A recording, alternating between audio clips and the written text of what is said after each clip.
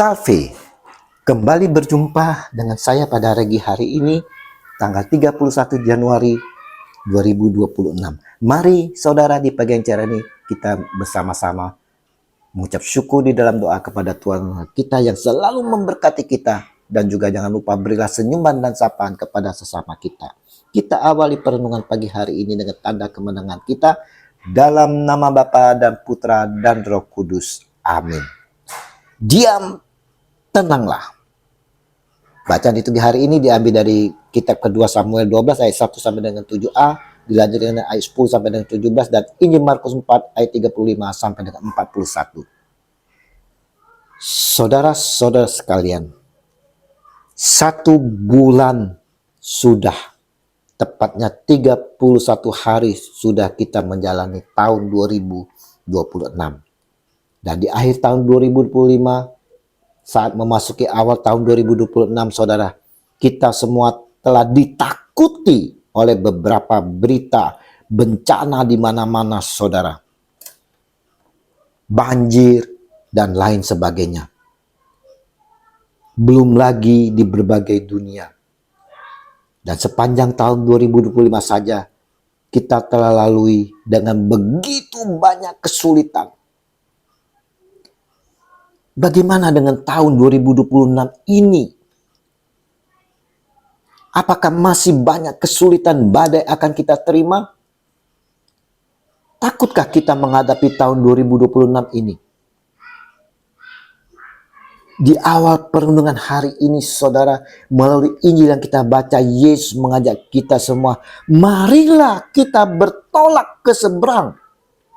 Markus 4 ayat 35. Ajakan Tuhan Yesus ini penuh misteri, saudara.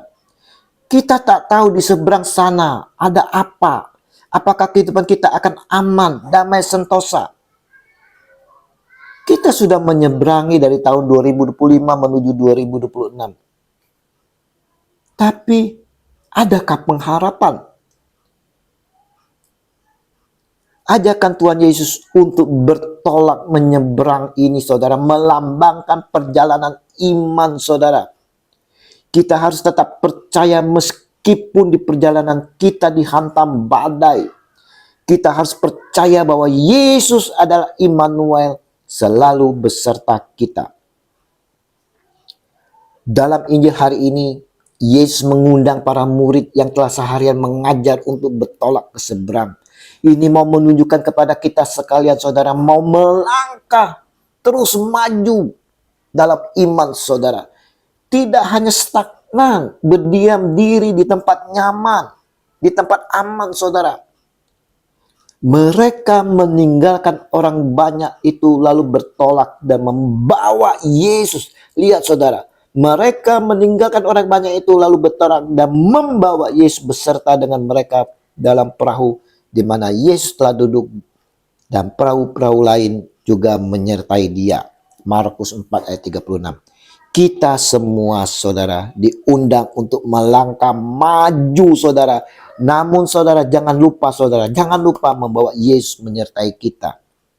Kita lihat, di saat kapal mereka melaju, lalu mengamuklah taufan yang sangat dahsyat, dan ombak menyembur masuk ke dalam perahu, sehingga perahu itu pun mulai penuh dengan air. Markus 4 ayat 37. Saudara, kita jangan mengira, saudara, setelah bersama Yesus kita aman-aman saja, saudara, sehingga kita tak waspada dan berjaga-jaga sambil berdoa. Dalam kehidupan kita, saudara, walau kita sudah rajin berdoa, bersekutu, pelayanan, saudara, badai topan kehidupan pasti akan datang menerpa kita. Seperti apa yang dialami oleh para murid. Di saat inilah iman kita diuji. Melangkah di tahun 2026, di awal tahun, kita telah diterpa angin puyuh. Belum sedahsyat angin topan yang dialami oleh para murid. Dengan berita akan terjadi perang dunia ketiga.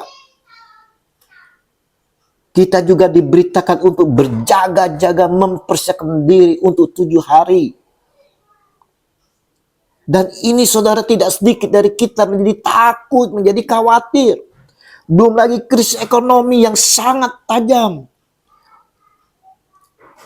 Rupiah melemah. Begitulah murid Yesus saat itu. Mereka mengalami amukan taufan yang sangat dahsyat. Pada waktu itu Yesus sedang tidur di buritan di sebuah tilam.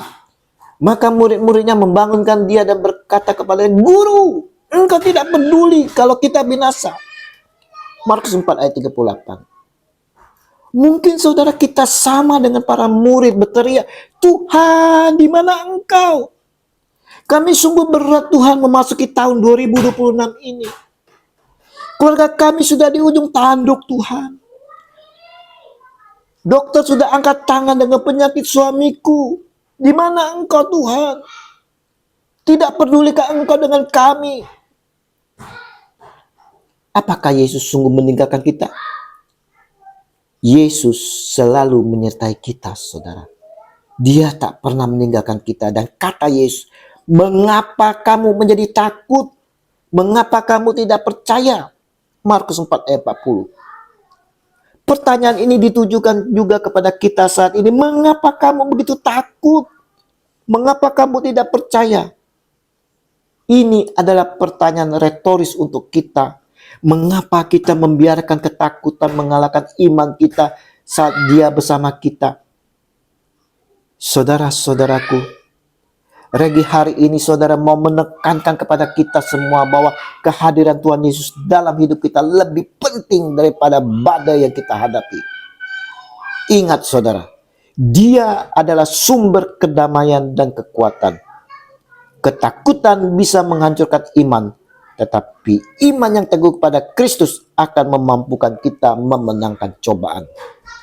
Hari ini saudara, Yesus mendengarkan teriakan kita semua, kegelisahan kita. Ya, aku peduli. Dia tidak akan membiarkan kita binasa dalam badai kehidupan. Bahkan jika dia tampak sedang tidur, Dia tetap peduli. Hari ini saudara, melalui Injil yang kita renungkan dan ajakan Yesus untuk bertolak ke seberang merupakan panggilan bagi kita semua untuk percaya bahwa Yesus selalu bersama kita dalam setiap kesulitan. Dia berkuasa atas masalah kita dan Dia akan membawa kita pada kedamaian dan keselamatan jika kita berseru dan mengandalkannya. Ingat saudara, angin pun reda di saat Tuhan Yesus menghardik angin itu dan berkata kepada danau itu, "Diam, tenanglah." Apalagi dengan badai kehidupan kita. Tuhan Yesus, hadirlah selalu dalam kehidupan kami. Kami mau serahkan hidup kami sepanjang hari ini dan sepanjang tahun di dalam tangan kasih-Mu. Amin. Dalam nama Bapa dan Putra dan Roh Kudus. Amin. Shalom Alehi.